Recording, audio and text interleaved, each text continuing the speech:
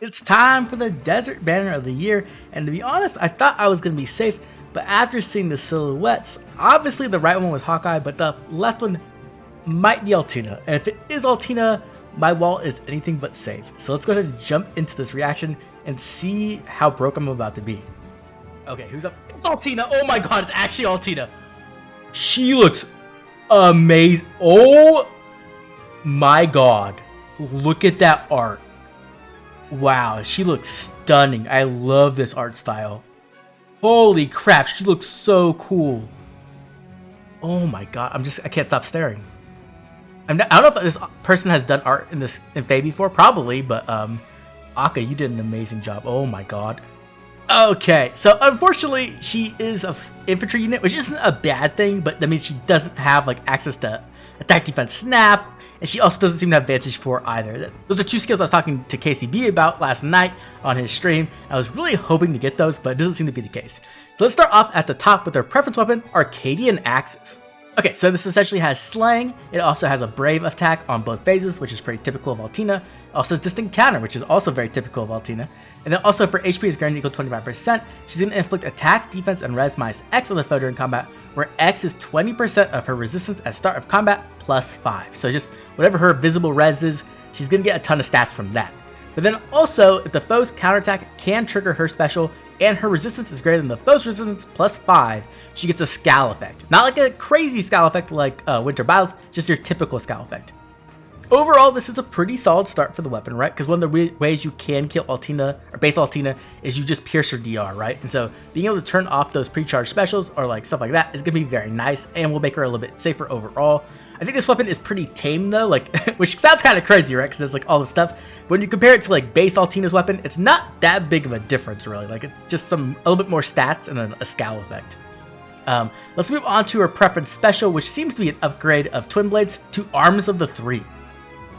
Okay, so what this essentially does is when the special triggers, you get 40% of your res boosted damage, right? So pretty typical there, like a mini iceberg, very similar to Twin Blades. You also ignore damage reduction, so the same as Twin Blades as well. But then also, if your special is ready and your res is greater than the foe's resistance, you get damage reduction equal to 30%, which is based off the difference between your res and the foe's res times 3. So like, essentially this is like a Vital Astra of sorts, but based off resistance instead of speed. The major difference I'm seeing here though is that Vital Astra has a clause at the bottom that says it can be pierced by damage reduction piercing, right? This one does not have that. So this should be non-pierceable DR. And so what should happen is she has 30% non-pierceable DR, she goes in, smacks you twice. If you don't die somehow, then she should have it pre-charged again. And that's pretty interesting. And then we have a new tier 4 version of Attack Defense Bulwark. It's the same thing where the foe's range equals 1, they cannot move through, so you get the super obstruct effect. You also inflict attack and defense minus 4 on the foe during combat, but you also get 40% damage reduction against the foe's first attack, and it is the Brave effect. So like if it's a Brave attack, you get 40% damage reduction against both of those, and then just like the other Bulwark skills, you get 7 HP healing after combat. So this is a nice little upgrade, right? Giving that damage reduction and making it so that it's also the Brave damage reduction is pretty strong, and that means it's going to be working pretty well with Altina's overall kit. And then last we have Times Pulse 4 so that she can recharge that special all the time, right? It should always be charged, essentially. Okay, so after looking at the entire kit, what do I think of Desert Altina overall? Overall, she's going to want to play like that Vantage role. That seems to be the main thing she's going to be doing, or she's going to be like the Omni tank. Those are the two things she's going to be doing essentially. That's like her main roles, which is pretty typical of Altina. That's what she's usually going to be playing. Her weapon is pretty good with that scowl effect. It's going to make it so it's much more difficult to get through that damage reduction and to just like knock her out essentially before she gets a chance to hit you twice, which typically will kill you, but not always. And the reason for this is very simple. She doesn't have any effects that like really boost her damage to insane levels. Now obviously she will have some really high stats, but she doesn't have like true damage in the weapon or like anything like that, right? So you're pretty much relying on the Brave attack and then the boosted damage from Arms of the Three, which is good, definitely, but I think they could have like given her a little bit more power. Like even base Altina has some true damage, right? She's up to 7 per hit, so that's something. I'm not saying it's bad by any means, but I'm just saying like I think they could have been a little bit more generous here and maybe given her a little bit more power, right? And so you have non-pierceable DR, and then you also have Attack Defense Bulwark, which is also giving pierceable DR, so you kind of stack them, which is strong. We're gonna have to see exactly how well it works. Now, when it comes to game modes, where is Altina really going to shine? I think her best game mode is probably going to be Aether Raid's offense, where she can act as that Omni tank, or she can act as that Vantage unit, depending on how you want to use her. And then I can also see her being used in summoner duels as like that raid boss, right? Of course, a typical raid boss that Altina loves to be. Right now we have Might of the Myriad season coming up, so she could use that as well. Even though she doesn't need the distant counter, just getting +6 to all stats is really strong. So that's definitely an option for her as well. Definitely expect a large summoning session coming from me for this Altina alt. We're probably just going to +10 her, but we're going to do it over like multiple videos. So if you have any questions you want to ask for that summoning session as well, drop it down below in the comment section and I will definitely get to it because there's a lot of things we have to talk about with Altina. Okay, with all that said, let's move on to the next unit. Who is this? Oh, it's Juno! Oh, wow, I did not recognize her at all. She looks completely different. The art looks great. Okay, so we have Juno here. Let's start off with her top, the preference weapon, Blade of Sands. Okay, so essentially what this has is slaying, and at start of turn, if she's within 2 spaces of an ally, she's going to get speed and res +6 as a visible bonus doubler, and null panic, and then she'll give that to herself and all allies within 2 spaces. And then also, if she initiates combat, or if she's within 2 spaces of an ally, she'll get another +5 to all stats, she'll get full no follow-up, and she'll get 20% true damage based off her speed, but not working with AoEs. And then she also introduces Attack Defense Oath 4, which is very nice considering that we haven't gotten it somehow. Like, we got Attack Speed Oath like years ago, and then we got Attack Res Oath more than a year ago, so finally seeing Attack Defense Oath is very nice. She also has Guard Bearing 4, which is some great fodder. Glad to see that it's finally on another unit other than Igrene. Okay, so when it comes to roles, obviously Juno wants to be a nuke and a support. Those are the 2 things she's really going to be doing, and she will be a pretty solid support. The thing is that her main competition is going to be Legendary Eliwood, and the great thing about Legendary Eliwood is that he has global range, right? He has global range, and he's also hitting attack speed and defense +6, so he's getting 3 stats, and he's also getting Kento 1. And so when it comes to the support between the 2 of them, I definitely feel like Legendary Eliwood is a step up by a lot, though Juno will have some like very powerful attacks with the full no follow-up and 20% true damage. So overall, I think Juno is good, but overall, I don't think she's going to stand out as like some kind of absurd support. Though she will fit really well into like the melee flyer archetype where she could run something like Guidance 4 while providing these supports as well. Now, when it comes to game modes, I could see her being used mostly like in SD where like you'd want that kind of melee frontline flying role. That's the only place I can really see her being used. It's possible that she could fit into like Aether Raids in some kind of way, like maybe on like a Gale Force team or just like offering support for like a Omni tank or something like that. But like I think her main role is going to be that frontline melee running Guidance 4 or Soaring Guidance. Okay, with that said, let's move on to our next hero. Oh my god, he's actually in the game. We actually got Tormod. Oh my gosh, after so long, Tormod's finally in the game. That feels so good. I love this. Even though he's the demote, it looks like. Okay, so we have a new inheritable weapon, Nabata Beacon, and essentially what this does, if you start the turn within 2 spaces of an ally, you're going to be able to give it that visible bonus of not being able to be slowed by terrain, as well as Desperation for 1 turn. So that's a pretty cool effect already, but then you're also going to get +4 to all stats, and 10% true damage based off attack. So overall, this is like a decent inheritable weapon. I don't think this is like insane by any means, and you're typically going to want the arcane weapon over this, but it's definitely not bad. And he also comes with some great fodder of Speed Red's Tempo 3. That's really, really good.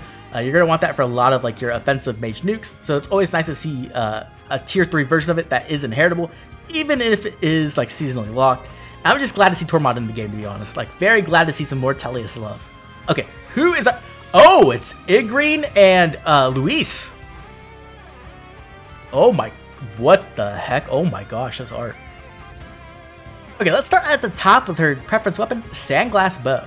Okay, so what this essentially has is you have slaying, you have effective against flying foes, which is pretty typical. Then you have at start of turn 1, you're going to grant special cooldown cap -2 to yourself. So this is like essentially like Quick Impulse 2, right?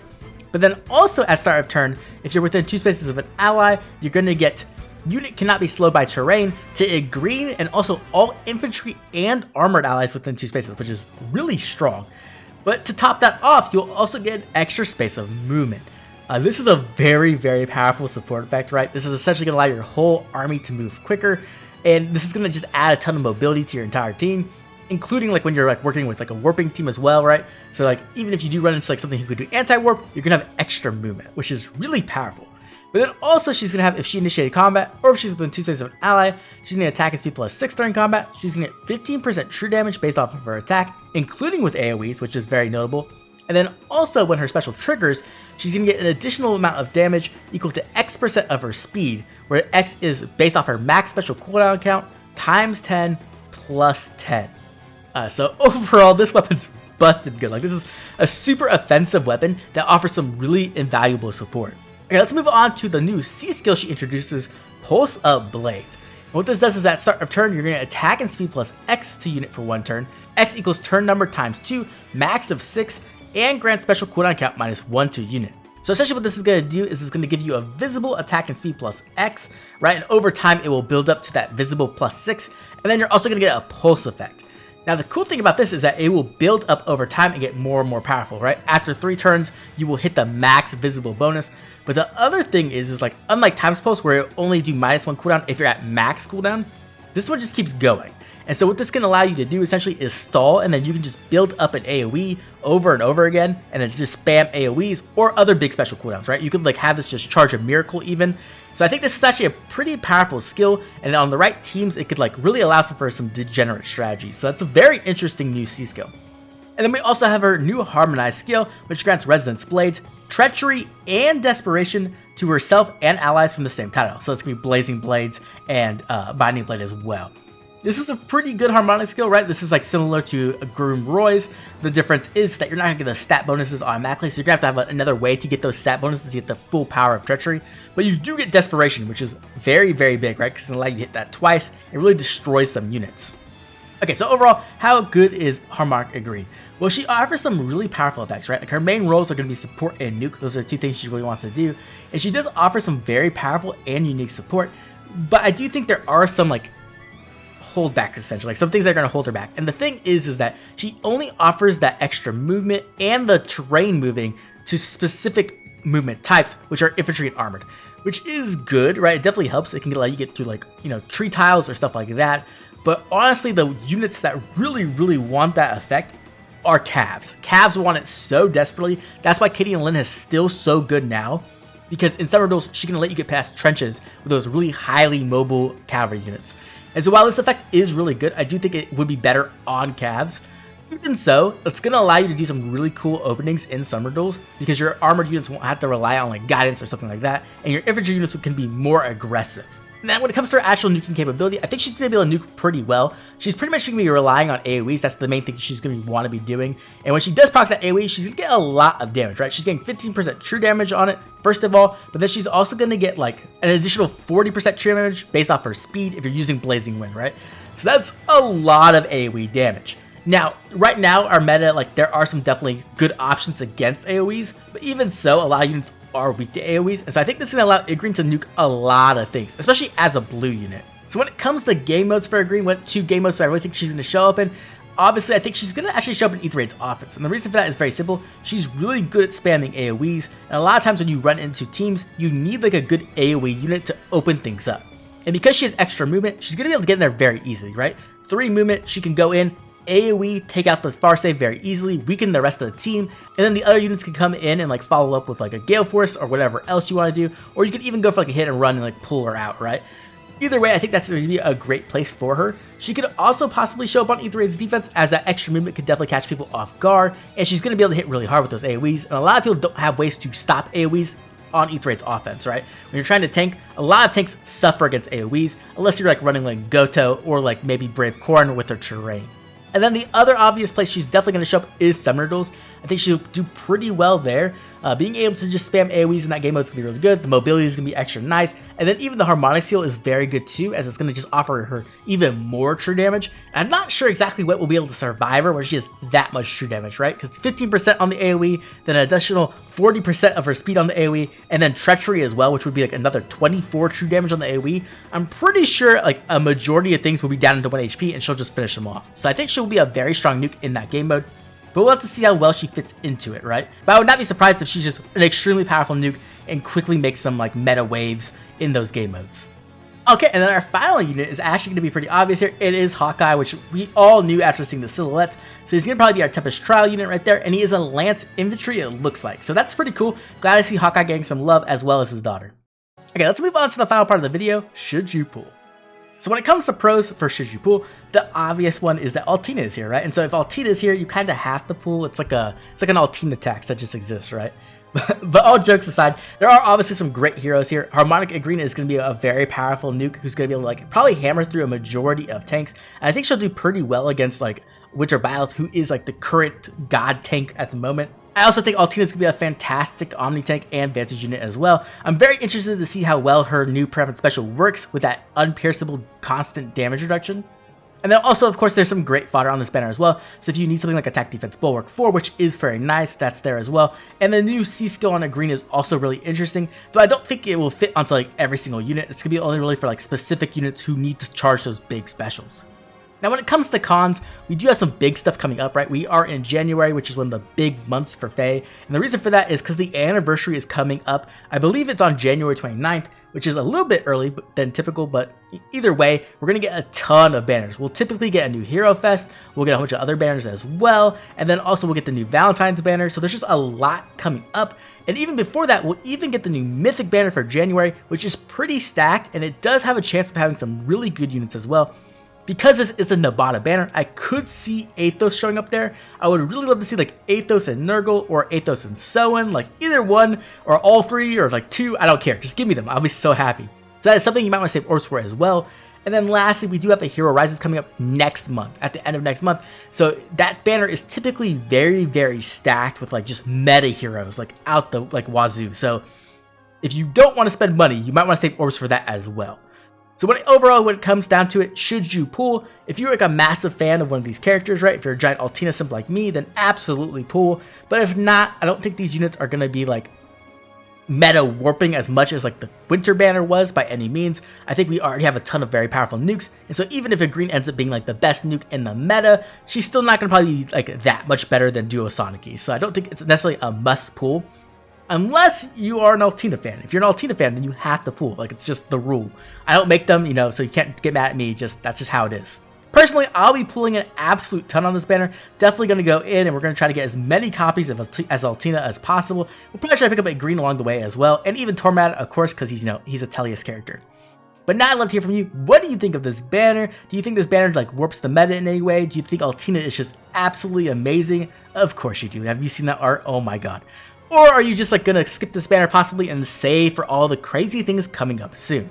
No matter what, I'd love to hear from you, so drop a comment down below, letting me know how you feel. And as always, I'd like to thank all my members for their constant support. This has been Oblivion. I'll catch you all later with more Altina Emblem.